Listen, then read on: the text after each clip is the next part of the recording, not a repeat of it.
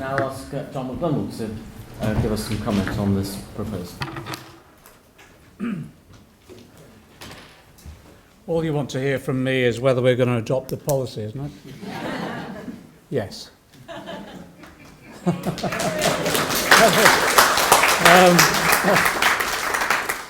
I want to thank Patrick and the Progressive Economy group. We've been discussing the problems of productivity in the economy at the moment.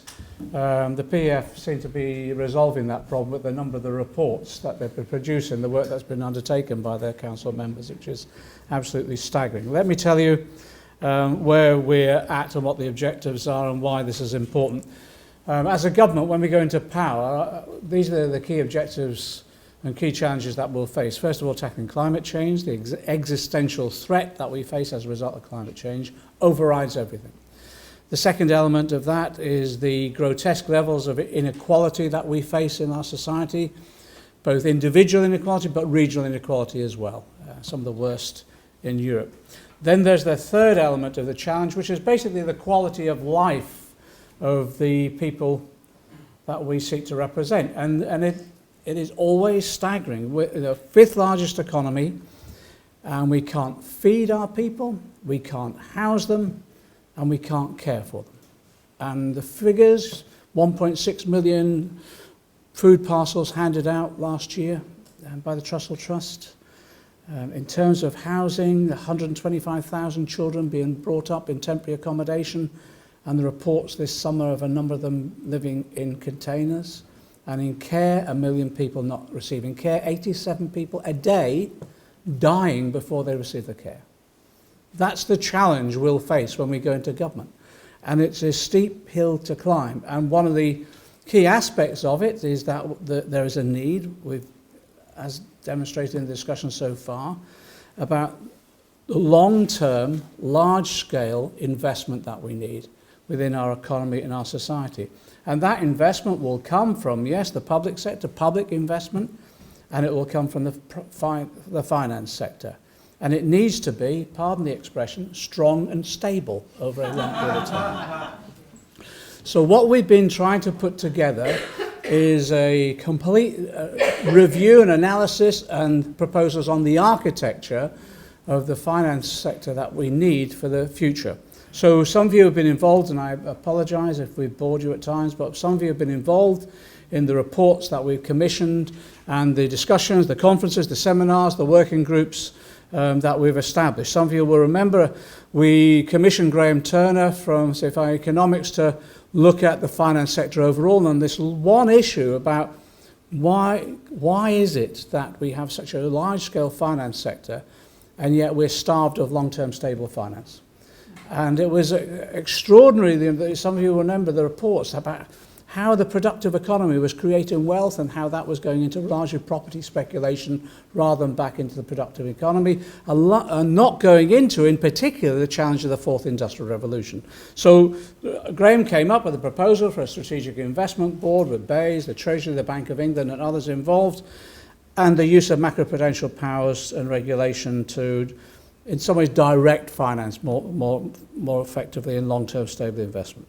Stephanie and others then looked at the detail from their expertise of the structures that are required, the need for a national investment bank, modelling it on other examples across the world, but making sure we learnt the lessons of those as well. But then also others coming together to look at the National Transformation Fund, which is the use of CapEx, the departmental investment that's required on the scale. And so the scale we looked at was some of the ideas that had come out from the CBI reports of over a 10-year programme of £500 billion worth of investment, which is looking increasingly modest now when you think of the challenges that we're faced. I see Boris is announcing a bridge to Northern Ireland. He's not very good on bridges. But we might want to offer him some costings. The other element, which Stephanie mentioned the issue, and Avinash mentioned about the issue of regulation as well. Professor Prem Sikka, working with the corporate abuse group that we established a number of years ago, has also produced a fairly detailed report on a new regulatory structure across the whole of the finance sector, and also looking at how, in some detail, about some of the agents and organisations within that, particularly around accountancy firms, etc. But then also We've been working with the IPPR and their proposals on taxation overall and redistribution for investment and the hard wiring into our economy, structural reforms which democratise our economy and make sure that there's adequate redistribution of wealth, but also redistribution of power.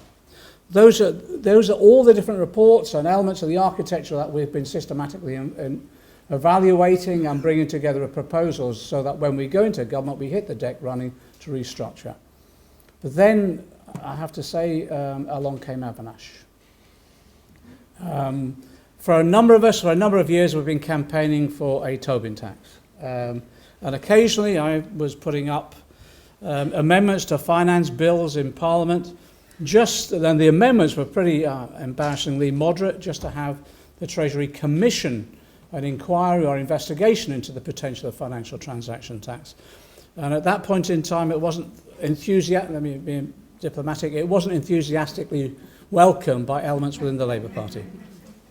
However, we've persisted, and we've persisted because the principle is right in terms of both the contribution the city can make and the finance sector can make, but also, and people didn't believe us, they just thought we wanted the money. Well, yeah, to a certain extent.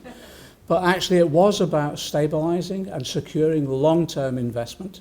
And so when Avinash came along and demonstrated from his experience in the heart of the finance sector, practically how that can be done, of course, we welcomed it. And we included in the manifesto last time his proposals, and working with David and others, we looked to see how that could be updated as we go into the manifesto discussions now. And I'm really grateful for the work of Keffel and Laurie, as Avinash has said, because, again, they've come up with deep proposals which I think are unchallengeable in terms of how they can implement what we want. Yes, it is about providing an element of resourcing, of course, but also it is looking at the more serious question about long-term stable financing for the future, and tackling the issue of the way in which transactions hurtle towards yet another crisis if we're not careful. So I welcome the proposal Avinash and others have put forward about how actually London now can become what they describe as the citadel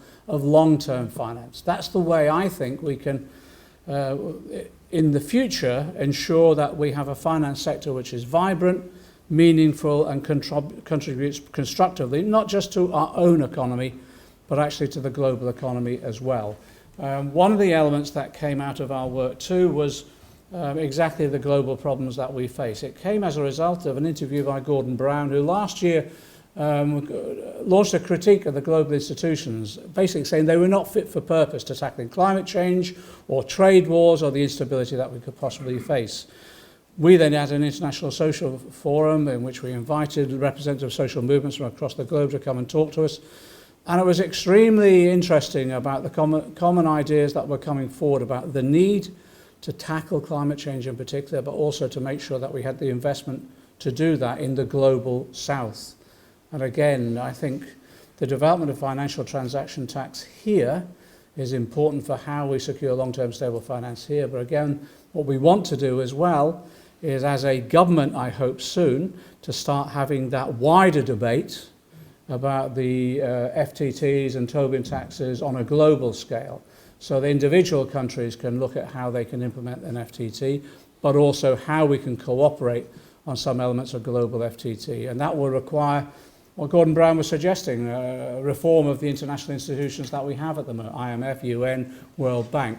We want to lead in that debate, and I think the basis in leading for that debate is on the work that Avinash and his team has done, and the work that David and others have done in terms of the campaigns too. So this isn't just about a few lines in our next manifesto for the next general election. It isn't just about when we go into government, the implementation of something that relates to the UK. I think we potentially now have the opportunity of leading that global movement of reform, of which this will be a key part that will tackle global inequalities and help us address climate change on a global level as well. So, Avinash, you've really started something. Thank you very much.